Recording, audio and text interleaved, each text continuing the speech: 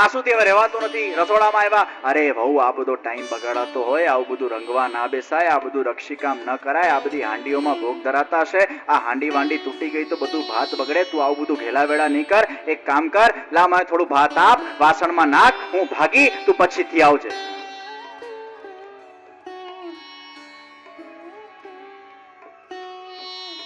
અને સાસુજી એ વાસણમાં લઈને ભાત લઈને ચાલતા ફર્યા. અરે સાસુમાં મને લેતા જાઓ, હું ક્યારની આ ઉત્સવ માટે તો તમારી પ્રતીક્ષા કરું છું અને તમે મારા સાથે આવું કરો છો, આવું કેવી રીતે ચાલે? જો બહુ સાંભળ, ચોરીનો ઉપદ્રવ બહુ છે, ઘરમાં એક જણાએ રહેવું પડે. આપણે બંને એક સાથે નહીં જઈએ. એક સાથે જઈએ, ઘરમાં કોઈ ઘૂસી જાય, ચોરી કરી જાય, શું થાય? હું પેલા દર્શન કરીશ, હું આવીશ, પછી તું જશે. સાસુજી તો ચાલે આ ગયા બબડીને. બહુ વિચાર કરે છે, આ ઘરમાં છે શું ચોરી કરવા જેવું? ચોર આવી આવીને પણ શું લઈ જવાનો, શું લૂંટી જવાનો છે? આ ઘરમાં એવું કશું જ છે નહીં. એક ગરીબના ઘરમાં ચોરી કરવા જેવું હોય શું? અને ગરીબોના ઘરમાં કે ચોર આવે? એ ભગવાન, તું મારી ખરી કસોટી લે છે, તું મારી ખરી પરીક્ષા લે છે.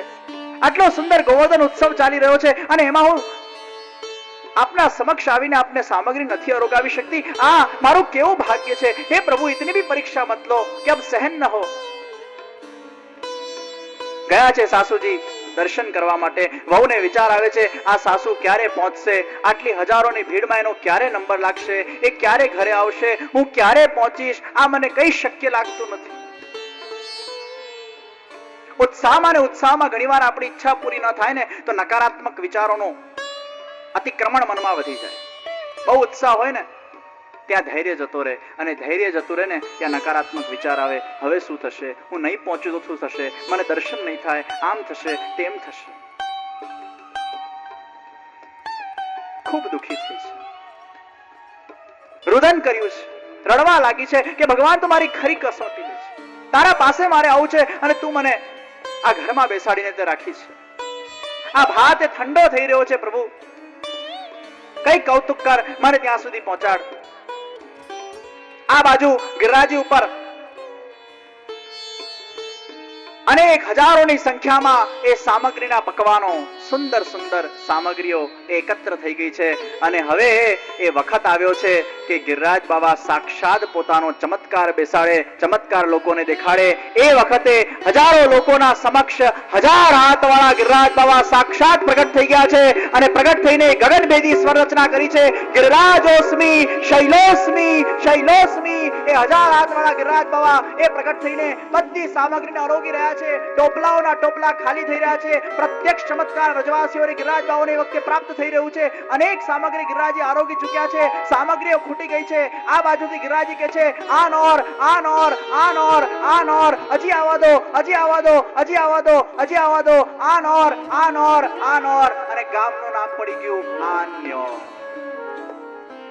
જે બાજુથી ગિરિરાજ બાબા સામગ્રીને મંગાવી રહ્યા છે એ બાજુની એ દિશાના ગામનું નામ પડી ગયું આન્યોર. આજે પણ આપણે આન્યોરમાં જઈએ છીએ.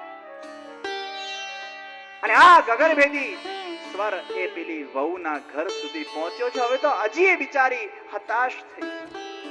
સાક્ષાત ભગવાન ત્યાં પ્રગટ થઈ ગયા છે અને આ ભગવાનનો અવાજ તો લાલાનો જ અવાજ છે.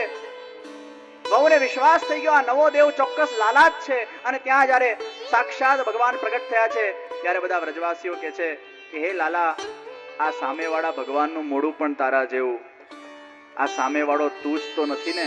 લાલા કહે છે, નાના, આમનું મોઢું મારા જેવું છે, આ હું નથી. ભગવાન મનમાં વિચારે છે, આ સામે પણ હું જ છું, તમારા સામે પણ હું જ છું. વહી મુખારવિંદ હે, વહી આંખે હે.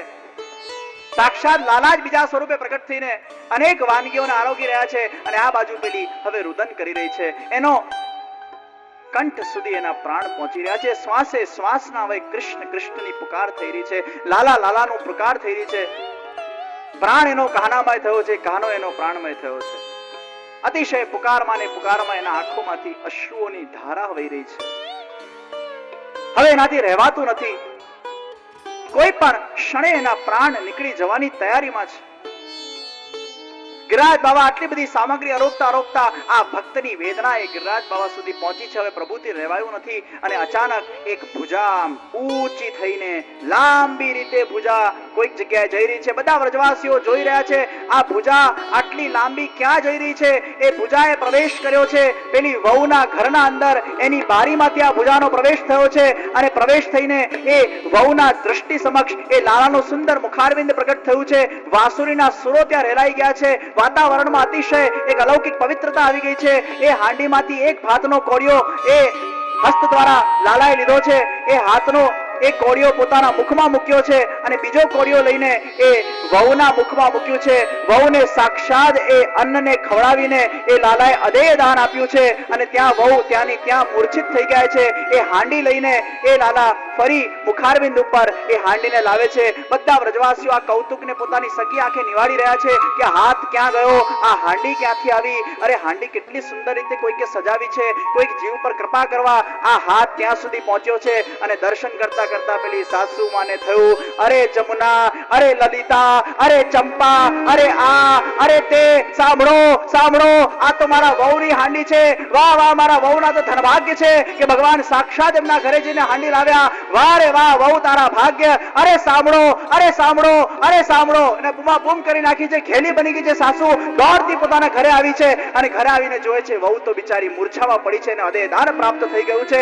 એ વહુના એ હોઠ ઉપર એ આંસુથી ધોવાયેલા એ અધરોષ્ટ ઉપર અતિશય પરમાત્માના એ સ્પર્શનો અહેસાસ દેખાઈ રહ્યો છે. એ ભાતના દાણા દેખાઈ રહ્યા છે. મૂર્છિત અવસ્થામાં પડેલી આ વહુ છે. ખૂબ એને ઝંઝોવીને ઉઠાવવાનો પ્રયત્ન કર્યો પણ વહુ ટસતી મસ્ત થતી નથી. એને તો ભગવાને સાક્ષાત અધરામૃતનું દાન કર્યું છે. વહુના આંખમાં અશ્રુ છે, હોઠમાં દાણા છે અને સાસુ ખરેખર હરકાઈ ગઈ છે. વાહ, મારા વહુના કેવા સુંદર ભાગ્ય છે. વાહ, મારા વહુ પાસે સાક્ષાત પ્રભુ પધાર્યા. સાસુઓનું પણ બધું ભારે કામકાજ હોય છે. વહુનું નામ રોશન થાય તો કે સાસરાના સંસ્કાર, અને વહુ નામ બગાડે તો પિયરથી લઈને આવી જાય. કઈક ઊંધું કરે તો પિયરના સંસ્કાર, સારું કરે તો અમારા સાસરાની વહુ. ઓહો, અન્નકૂટ યજ્ઞ થયું છે. બધા વ્રજવાસીઓ ભાવ વિભોર થયા છે. બધાના મનમાં બસ હવે વિશ્વાસ બેસી ગયો છે કે આ ગિરિરાજી જ અમારો ભગવાન છે, અમારો દેવ એ ગોવર્ધનધારી છે, અમારા બધાનો ઈશ્વર આજ છે. ક્યાં અમે ઇન્દ્રની પૂજાના અંદર ખોટા ખોવાયેલા હતા. આ તો સાક્ષાત ઈશ્વર અમારા સામે ઉભો છે. આજ અમારો ભગવાન છે. બધાના હૃદયમાં એ પ્રભુ માટેની શ્રદ્ધા વિકસિત થઈ ગઈ છે, વધી ગઈ છે અને બધા વ્રજવાસીઓ ગાઈ ઉઠ્યા છે.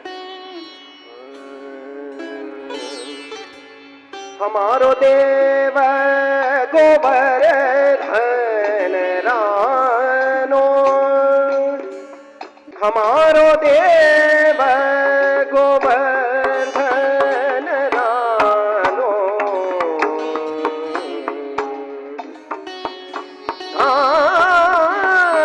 झाकी छत्र हम बैठे ताको त्यज और क्यों मानो, हमारो देव गोवर्धन रानो. બધાના મનમાં વિશ્વાસ બેસી ગયો છે. અમારા બધાનો સ્વામી આ ગોવર્ધન. ગિરિરાજ બાબા પર બધાને વિશ્વાસ. બધાએ અન્નકૂટ ભોગ ધર્યા પછી બધાએ ગિરિરાજની પરિક્રમા કરી છે. પરિક્રમા કરીને બધાએ સાષ્ટાંગ દંડવત કર્યા છે. રાત એ ગહેરી બની રહી છે. જ્યાં ઇન્દ્રને ખબર પડી છે કે આ વ્રજવાસીઓએ મારું યજ્ઞ એમને બંધ કર્યું છે, ઇન્દ્ર એ કોપાયમાન થયો છે અને આખા જેટલા પણ મેઘના વાદળાઓ હતા એ બધા વાદળાઓને આજ્ઞા કરી છે કે આખા વ્રજને ડુબાડી દો, એટલું બધું જળ વરસાવો કે આખા વ્રજના અંદર જળબંબાકાર થઈ જાય, આખું વાતાવરણ એ તહેસ મહેસ થઈ જાય. અનેક મુશળધાર વર્ષા એ ઇન્દ્રએ એ વખતે વ્રજના અંદર કરી છે. રાત એ ગહેરી બની ચૂકી છે, ખૂબ વર્ષા વરસી રહ્યું છે અને એ વર્ષાના પાણીના અંદર બધાના ઘરો એ ડૂબવા ગયા છે. બધા વ્રજવાસીઓ ભેગા થઈને હવે કૃષ્ણ ભગવાનની શરણાગતિને સ્વીકાર કરી છે. લાલા પાસે આવ્યા છે. કૃષ્ણ કૃષ્ણ મહાભાગ ત્વન્નાથમ ગોકુલમ પ્રભુ ત્રાતુમ અર્હસી દેવાન કુપિતાદ ભક્તવત્સલ. હે ભક્તવત્સલ પ્રભુ, અમારું રક્ષણ કરો, અમારું રક્ષણ કરો. આ મુશળધાર વર્ષામાંથી અમને બચાવ. હે પ્રભુ, અમારું રક્ષણ કરો. બધા ગોપીજનો, વ્રજવાસીઓ, ગ્વાલો બધા કૃષ્ણ ભગવાનના શરણે આવ્યા છે અને એ નિસ્સાધન જીવો પર કૃપા કરવા માટે હવે કૃષ્ણ ભગવાન પધાર્યા છે ગોવર્ધન તરફ. અને એ ગોવર્ધનને સાક્ષાત પોતાના વામ ભુજા પર ઉચકીને અનેક વ્રજવાસીઓનું એ વખતે રક્ષણ કર્યું છે. आओ मेरी शरण में, आ जाओ मेरे पास, आ जाओ मेरी पनाह में. બધા જ વ્રજવાસીઓને ગિરિરાજી બાવાની તરડીના નીચે શ્રી કૃષ્ણ ભગવાને બધાને બોલાવ્યા છે અને 7 દિવસ સુધી એ વ્રજવાસીઓની એ ગિરિરાજીની તરડીના નીચે બધાને રક્ષણ કર્યું છે.